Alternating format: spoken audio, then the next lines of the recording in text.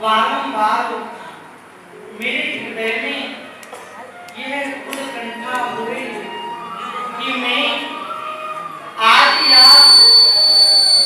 शरद पूर्णिमा की रात्रि को अनंत कोट ब्रज गोपीन के संग में रासोत्सव करूं, महारास लीला करूं। क्या सो चलूं और मैं अपने महाराज की तैयारी करूं। ऐसा कोई नहीं जो मेरे के घर के समान सामने आ सके। मनो मनमथो मारो प्रति कंदर्प दर्प और पंचवान सरस बड़ा। मेरे 5 नाम हैं जिनको कि मैंने इस कड़ोकी में योद्धा को जीत करके प्राप्त किया है। ऐसा कड़ोकी में कोई नहीं जो मेरे भारत के सामने ठहर सके। अब लोगों यहाँ कड़ोकी में कोई ऐसा नहीं दिखा है जो मुझसे युद्ध कर सके और मेरी या युद्ध की अभिलाषा को पूर्ण कर सके। चलो मैं यहाँ पृथ्वी पर चलूं, यहाँ मिलेगा जो मुझसे युद्ध कर सके। युद्ध की कामना से कामते विचरण करने के लिए कोई योद्धा मिले। उसी समय देव श्री नारायण श्रीमन नारायण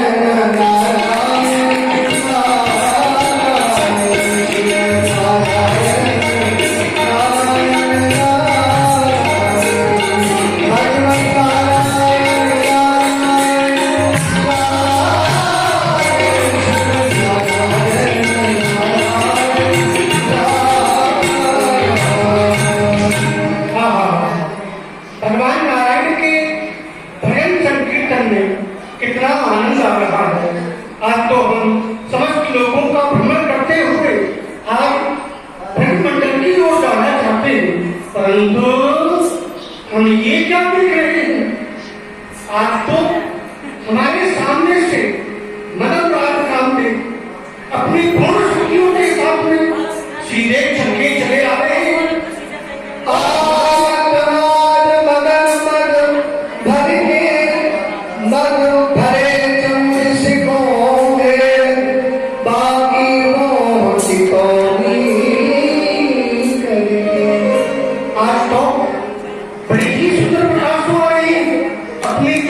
नेत्र हैं उनको दृष्टि कर रखे और बड़े ही बदसुमारी। आज तो इनको सामनो या त्रिलोकी में कोई नहीं कर सके। फिर नारायण तुम हूं बच के चलो, क्योंकि बुद्धिजीवी कहें कि खल और कांटे को हमेशा बच के ही चलना चाहिए, क्योंकि बच के नहीं चलोगे तो दोनों ही कष्ट बढ़ेंगे, पीड़ा बढ़ेंगे। या तो या कार्य को करो ही क्यों, या मार्ग को कांटे बांधे तो दूसरे मार्ग से निकलने हो अब बीच नहीं है।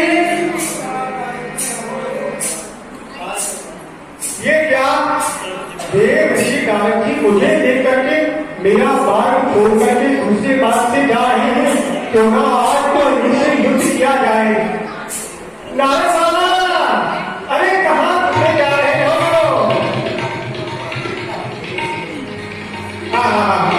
आपको स्वागत है मनन राज कामते।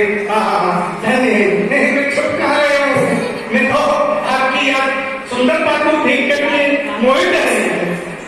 मोहित तो रहे हो, बहुत सुंदर बात है। तुमको पता है मुझसे युद्ध करने वाला, मेरी शक्ति के सामने खड़े होने वाला कोई भी नहीं है। तो आज मेरी इच्छा है क्यों ना आज आपसे ही युद्ध किया जाए।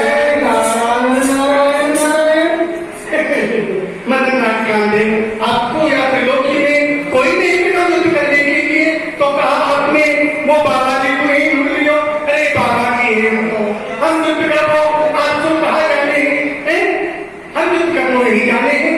हाँ, अगर युद्ध करना नहीं जानते हो, हाँ युद्ध करो, मुझे कोई योद्धा बताओ मुझसे युद्ध कर सके। नारायण नारायण, तुम त्रिलोकी में भ्रमण करते हुए बोलते हो, तुम्हें पता होगा। जब आप संत के पास आए हो तो संत भी आपकी इच्छा की पूर्ति करना ये संत का कर्तव्य है। हम तो आपसे युद्ध नहीं कर सकते, परंतु आपको युद्ध करने लायक योद्धा अवश्य ही बता सकते हैं। तो आप सुनिए,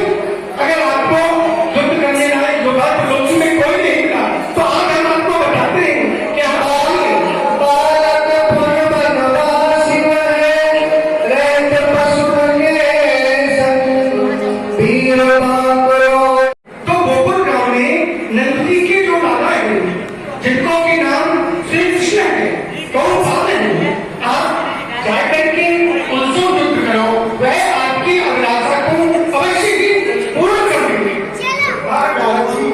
आप उससे हंसी कर रहे हो? अरे बालक कुल वनवासी है, वह तो पशु के संग संगत यार गवार की कहा जाने का संग, वह गाय चलाने वाला गोपाल, उसके जो मित्र हैं वह भी सब गवार हैं, ग्वाले हैं, वह उससे युद्ध क्या कर सकता है? आप उससे हंसी कर रहे हो? नहीं, मगर आपको हंसी नहीं कर रहे हम, आपको हम सत्य बता रहे हैं। क्या त्रिलोकी में यदि कोई रसरोमणि है तो वह है श्री कृष्ण, उनसे अधिक रसरोमणि तो यहाँ त्रिलोकी में कोई नहीं है। क्या आप कहो कि वह रस को नहीं जाने? अरे रस को तो अवश्य जाने, और आपको तो उनके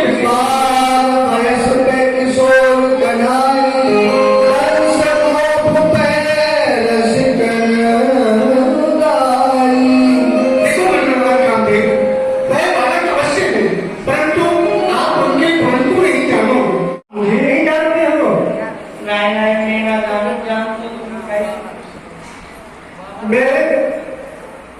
मुझे कामदेव कहते हैं, मैंने इस त्रिलोकी में सबको जीत रखा है।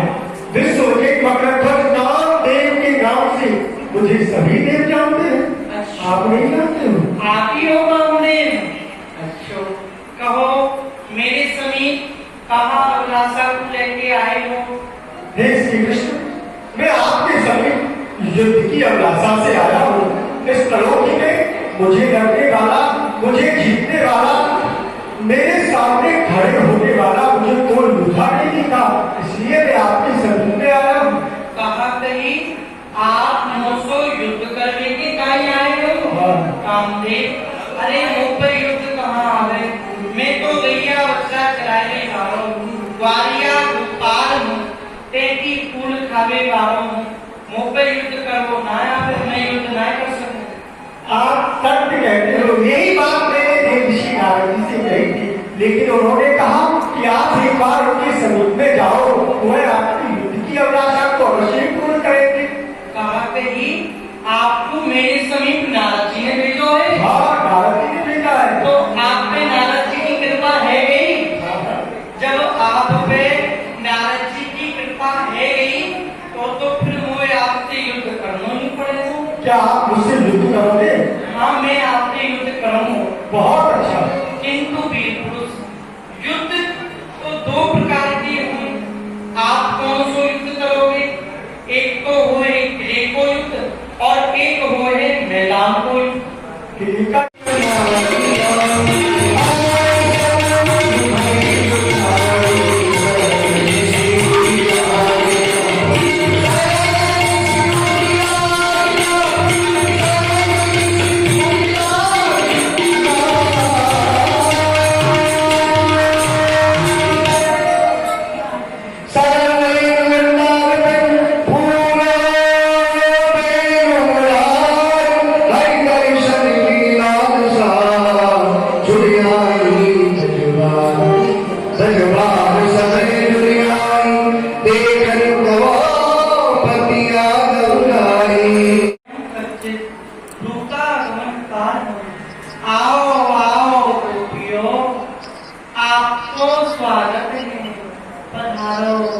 बहुत कृपा करी आपने जो आप यहाँ आए।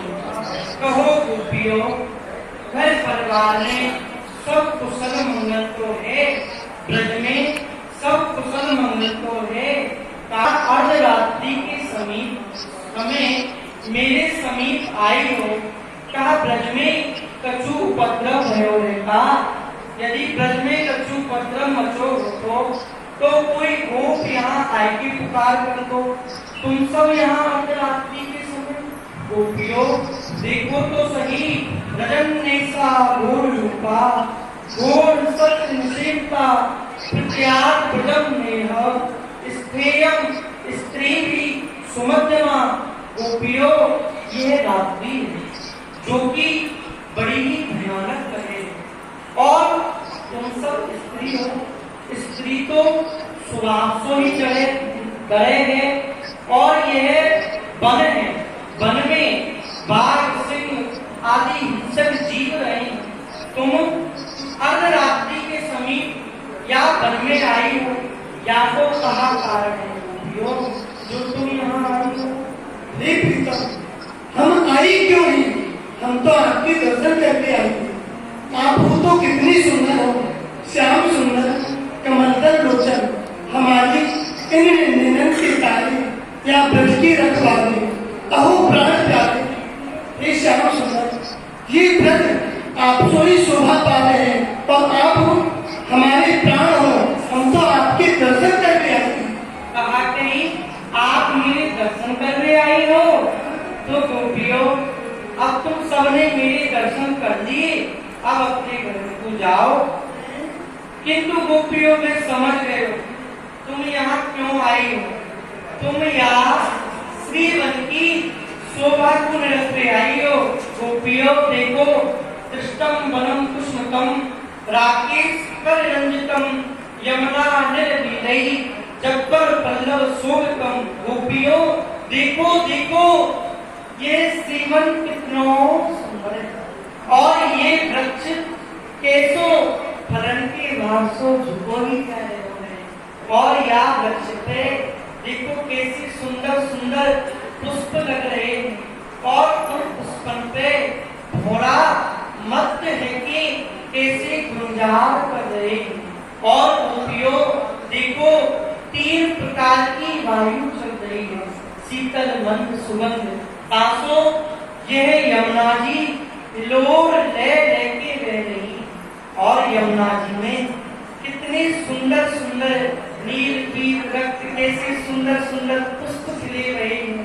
देखो तो श्री गोपियों, कैसी सुंदरता क्या बनती है। और गोपियों, यमुना जी की बालिका माऊ को देखो।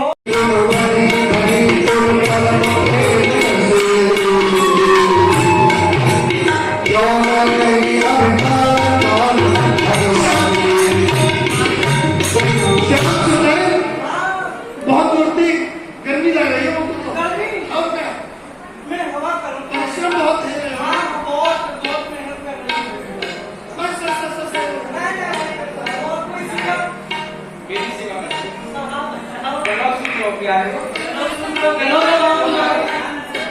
पानी लाएंगे पानी लेके आओ।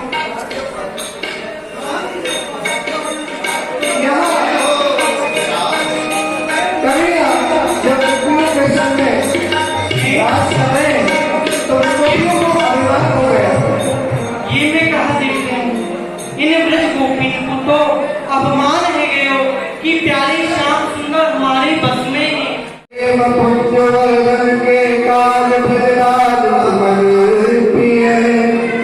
मंजो कुंड में नेक जुड़े भरे प्रेम हुए। ईश्वर को लेकर के ध्यान हो गए। इधर श्याम सुंदर, आप कहाँ हो? हमारी पाँव टूट गई, पाँव और दवाई दो।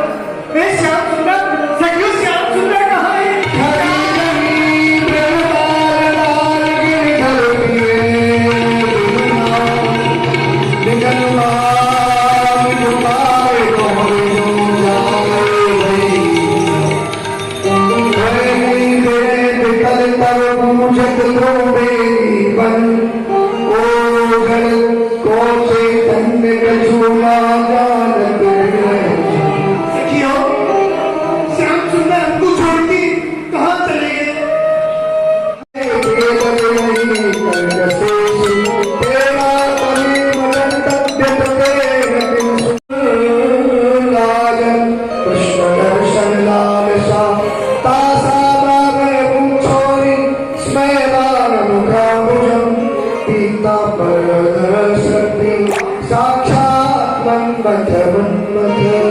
गोपियों देखो, मैं आए रहे हो।